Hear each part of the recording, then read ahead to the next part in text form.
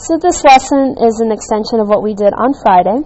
What you're going to be looking at here is trying to solve for various measures.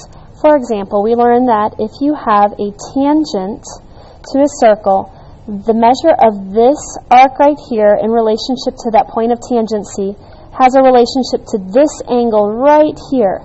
And that angle is going to be half of the size of its arc. So, for example, if we're trying to find the measure of angle 1 here, that's going to be half the size of the arc, 172 degrees. So that's going to equal 86 degrees. Or if you look, for example, at this one, kind of just a little bit of an extension of that. So here we have our point of tangency, and we're trying to find this measure right here. So it's going to be half of the size of its arc length. So the measure of angle 2 is going to equal half of the arc length, 128 degrees. And when you get that, the measure of angle 2 is going to be 64 degrees. Well, if this angle right here is 64 degrees, notice that it's going to make a straight line. So to find angle 1, the measure of angle 1, you can just do 180 degrees minus 64 degrees to get 116 degrees. And that's because these two angles would be supplementary. Sometimes it involves a little bit more problem solving, like if you look at number 3 here. This time, you have this information here, and so what we can do is we can go ahead and find the measure of this major arc. If we know that this point of tangency and the angle is going to be 117, to find the measure of the entire major arc here, you can just do 117 times 2. And that's going to give you 234 degrees. That's for this big one here, 234 degrees. But then, you've got this missing piece here. Well, one quick way to find this missing piece here is that you can just do 360 degrees minus 234 degrees, and whatever's left will actually comprise this minor arc for measure of angle 2. So in this case, it'll be 126 degrees. Let's look at number 5. Number 5 gets into another set of properties. In these properties, the measure of this angle is going to equal half of the sum of its corresponding arcs. So the measure of angle 1 is going to equal 1/2 of the sum of the corresponding arcs, the opposite arcs. So 33 degrees plus 131 degrees. So when we simplify, the measure of angle 1 is going to equal 82 degrees. So if this is 82 degrees, you know its vertical angle will be 82 degrees. And then to find the measure of angle 2, notice that they make a straight line. So again, for measure of angle 2, all you have to do is 180 degrees minus 82, and what's left is 98 degrees, because these two are going to be supplementary. We'll do one more practice problem just to show you, again, another example. Let's just do measure of angle 2.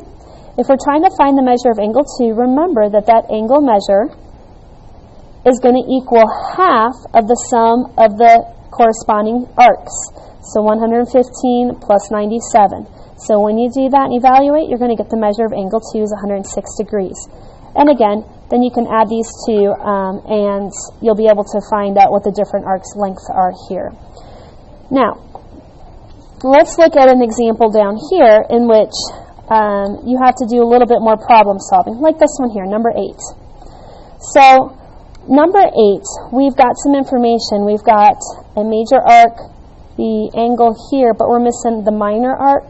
Well, we can go ahead and solve for this measure here if we would like, so that we know what the angle 1 is. So remember, this angle on the inside, 117 degrees, is going to equal half of that 132 degrees plus the measure of angle 1, which we don't know. I'm going to call that right now x.